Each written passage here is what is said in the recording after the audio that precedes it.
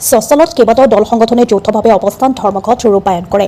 গুৱাহাটী সচল ধৰ্ণাস্থলীত সদৌ তিৱা ছাত্ৰ সন্থা, নিখিল ৰাভা জাতীয় পৰিষদ, বৰদুৱাৰ বাগান ভূমিপত্তন দাবী সমিতি আৰু ভূমি অধিকাৰ যৌথ সংগ্ৰাম সমিতি অসমৰ ভিত্তিকত অৱস্থান ধৰ্মঘট ৰূপায়ণ কৰে। তিৱা স্বায়ত্তশাসিত পৰিষদ আৰু ৰাভা হাছং স্বায়ত্তশাসিত পৰিষদত স্থায়ীভাৱে ছেটেলাইট টাউনশ্বিপ প্ৰকল্প বাতিল কৰাৰ দাবী জনাই বৃহৎ নদীবান্ধ, পাম্প ষ্টোৰেজকে আদি কৰি যিকোনো তথাকথিত উন্নয়নৰ নামত জনজাতীয় খাটি খোৱা মানুহৰ ভূমি হস্তগত কৰা বন্ধ কৰাৰ বাবে চৰকাৰক দাবী জনায়। উক্ত ধৰ্মঘট কাৰ্যক্ৰমত বিৰোধী দলৰ হৈ দেৱব্ৰত শইকীয়া, লুৰিণজ্যোতি গগৈ, কুংকি চৌধুৰীৰ উপৰিও বিভিন্ন দলৰ নেতাসকলে অংশগ্ৰহণ কৰে। সকলোৱে হাতত বিভিন্ন ধৰণৰ প্লে কাৰ্ড লৈ প্ৰতিবাদ কৰে আৰু দাবীসমূহ পূৰণ কৰিবলৈ প্ৰশাসনিক বিষয়াক এখন স্মাৰক পত্ৰও প্ৰদান কৰে। জাতিৰ মানুহে ৰাজপথত ওলাই আহিব লগা হৈছে। নিজৰ ভূমি, নিজৰ ভৰিৰ তলৰ মাটি, নিজৰ অস্তিত্বৰ বাবে যিখিনি তেওঁলোকৰ মাটিৰ কাৰণে তেওঁলোকে আজি ওলাই আহিব লগা হৈছে, প্ৰতিবাদ কৰিব লগা হৈছে, সংগ্ৰাম কৰিব লগা হৈছে। এই আজি 4টা সংগঠন ওলাই আহিছে এই যি প্ৰপ'জ ছেটেলাইট টাউনশ্বিপৰ বিৰুদ্ধে এই বাতিল কৰিবলৈ। আৰু এটা কথা মই এইমাত্ৰ ক'লোঁ যে উন্নয়ন ইয়াতে কোনো মানুহে আমি উন্নয়ন আমাক উন্নয়ন লাগে, এনেকুৱা ধৰণৰ উন্নয়ন লাগে যোনটো বেলেঞ্চ হয়, যোনটো ছাষ্টেইনেবল হয়। জনজাতি খিলঞ্জীয়াৰ মানুহৰ মাটি কাঢ়ি লৈ উন্নয়ন কৰা উন্নয়ন নহয়। আৰু তেওঁলোকে এই প্ৰপ'জ ছেটেলাইট টাউনশ্বিপ প্ৰজেক্টবোৰ এনাউন্স কৰাৰ আগতে তেওঁলোকে ইয়াৰে জনজাতি মানুহ বা লোকেল ইণ্ডিজিনাছ কমিউনিটিৰ মানুহৰ পৰা তেওঁলোকে পৰামৰ্শ লৈছে নে নাই, কনচাল্ট কৰিছে নে নাই, তেওঁলোকে কথা ডিছকাশ্যন কৰিছে নে নাই, তেওঁলোকে ইক'লজি বা এনভাইৰনমেণ্টেল ইম্পেক্ট এছেছমেণ্ট কৰিছে নাই। বহুত কাৰণ এইবোৰ যোনবোৰ জাগা, জাগি ৰোড হওক, বৰদুৱাৰ হওক, এই গোটেই এৰিয়াবোৰ গোটেই প্ৰটেক্ট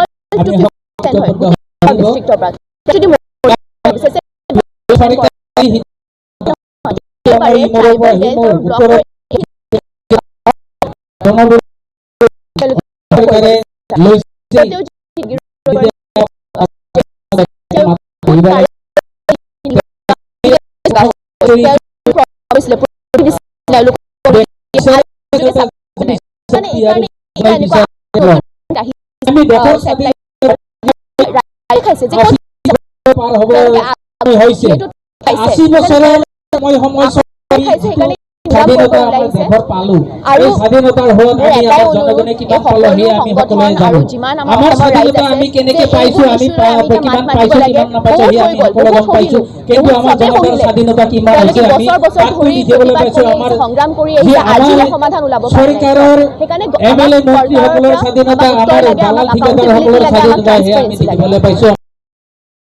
সকলোৱে জানে যে কিছুদিনৰ আগত ৰাভা হাছং স্বায়ত্তশাসিত পৰিষদৰ অঞ্চলত বৰদুৱাৰ বুলি যি অঞ্চল, তাত এটা ছেটেলাইট টাউনশ্বিপৰ কাৰণে ইতিমধ্যে সিদ্ধান্ত গ্ৰহণ কৰিছিল। আৰু এতিয়া শেহতীয়াকৈ সাম্প্ৰতিক সময়ত তিৱা স্বায়ত্তশাসিত পৰিষদ অঞ্চলত বিশেষকৈ ঐতিহ্যপূৰ্ণ গোভা ৰজাৰ দীঘলীয়া স্বাভিমানী শাসনেৰে গৰিমামণ্ডিত সেই তেখেতৰ বিশাল ৰাজ্যতে 1500 বিঘা তেওঁলোকে বিশাল পৰিসৰ ছেটেলাইট টাউনশ্বিপ লোৱাৰ সিদ্ধান্ত গ্ৰহণ কৰিছে।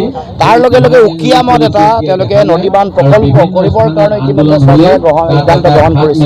আমি দেখিছোঁ যে বিজেপি চৰকাৰৰ দিনত যোৱা 5 বছৰত, এই নতুন চৰকাৰ আহিছেহে, যোৱা 5 বছৰত জনজাতীয় বিৰোধী বিভিন্ন সিদ্ধান্ত গ্ৰহণ কৰা হৈছে। 50,000 বিঘাতকৈ বেছি জনজাতীয় প্ৰধান অঞ্চলত, জনজাতীয় য'ত ষষ্ঠ অনুসূচীৰ অঞ্চল আছে, জনজাতীয় আৱেষ্টনী য'ত আছে বা জনজাতীয় ৰাইজ বসবাস কৰি থকা বিভিন্ন প্ৰান্তত তেওঁলোকে মাটি বিভিন্ন প্ৰকল্পৰ নামত অধিগ্ৰহণ কৰি ভূমিৰ অধিকাৰ খিলঞ্জীয়া ভূমিপুত্ৰ মানুহৰ পৰা কাঢ়ি ল'ব।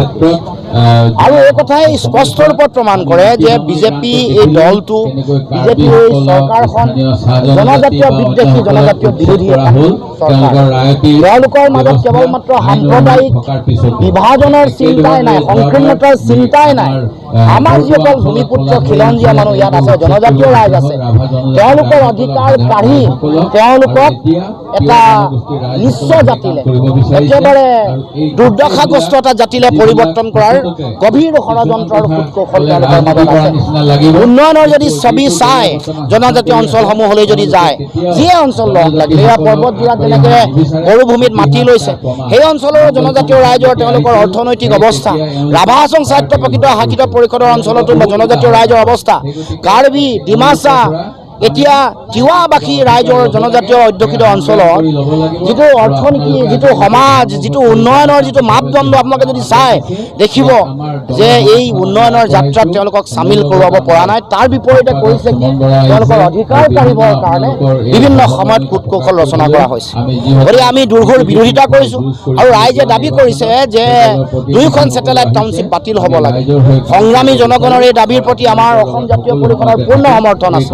আমি ক'ব খোজোঁ জনজাতীয় ৰাইজৰ মানুহৰ ভুক্তভোগী ৰাইজৰ কথা হৃদয়ৰ আহ্বান নুশুনাকে বলপূৰ্বকভাৱে জোৰ কৰি কোনো ধৰণৰ প্ৰকল্প বনাব নোৱাৰিব। তাৰ লগে লগে নদী বান্ধ প্ৰকল্পৰ যিটো পাৰ্শ্বক্ৰিয়া, যিবোৰ জৈৱ বৈচিত্ৰতাৰ ওপৰত যিটো প্ৰভাৱ, নামনি অঞ্চলৰ মানুহৰ জীৱন আৰু সম্পত্তিৰ নিৰাপত্তা আৰু নদী বান্ধে পেলাব পৰা ব্যাপক যিটো প্ৰভাৱ, সেই প্ৰভাৱ সম্পৰ্কত অধ্যয়ন যেতিয়ালৈকে নহ'ব, যেতিয়ালৈকে জনশুনানি সম্পূৰ্ণ নহ'ব, জনতাৰ কণ্ঠ যেতিয়ালৈকে নুশুনিব, এই প্ৰকল্পৰ কাম কোনো কাৰণতে কেতিয়াও আৰম্ভ কৰিবলৈ দিয়া নহ'ব। এইটো জনজাতীয় মানুহৰ উন্নয়ন অধিকাৰ বাদ দি কেৱল মাত্ৰ ৰাজনৈতিক স্বাৰ্থ সিদ্ধি কৰিবৰ কাৰণে চৰকাৰে লোৱা সিদ্ধান্তৰ আমি দুৰ্ঘৰ বিৰোধিতা কৰিছোঁ। উন্নয়ন প্ৰত্যেকেই বিচাৰে, মই ভাবোঁ ইয়াত থকা প্ৰতিগৰাকী মানুহে উন্নয়ন বিচাৰে, কিন্তু উন্নয়ন মানুহৰ জনগণৰ স্বাৰ্থৰ বিপৰীতে গৈ নহ'ব। অধিকাৰ কাঢ়ি লৈ কোনো কাৰণতে আমি উন্নয়নৰ যাত্ৰাত চামিল হ'ব নোৱাৰোঁ। আজি যদি আমাৰ ভূমিপুত্ৰ থলগিৰি মানুহে মাটি ভেটি হেৰুৱাই তেওঁলোক একেবাৰে দিশহাৰা হয়, নিশ্চয় এটা খিলঞ্জীয়া জাতিলৈ পৰিৱৰ্তন হয়, তেতিয়াহ'লে মই ভাবিম যে সেই উন্নয়নৰ কোনো কেতিয়াও বাস্তৱিক প্ৰতিচ্ছবি কোনো কাৰণতে লাভদায়ক কোনো ফল আহিব নোৱাৰে। গতিকে চৰকাৰে মনত ৰাখিব লাগিব, আম্বানী, আদানী, গডৰেজ, ৰামদেৱৰ যোগেদি টকা পইচা লৈ ৰাজনৈতিক স্বাৰ্থ সুৰক্ষিত কৰিবৰ কাৰণে খিলঞ্জীয়া জনজাতীয় ভূমিপুত্ৰ মানুহক তেওঁলোকক বন্ধকত ঠেলি দিয়া, তেওঁলোকৰ জীৱন, তেওঁলোকৰ ভৱিষ্যত, তেওঁলোকৰ সম্পত্তি, তেওঁলোকৰ মাটি বেটি, তেওঁলোকৰ সংস্কৃতি ধ্বংসৰ মুখলৈ ঠেলি দিয়া কোনো সিদ্ধান্ত কোনো কাৰণতে আমি কেতিয়াও গ্ৰহণ নকৰোঁ।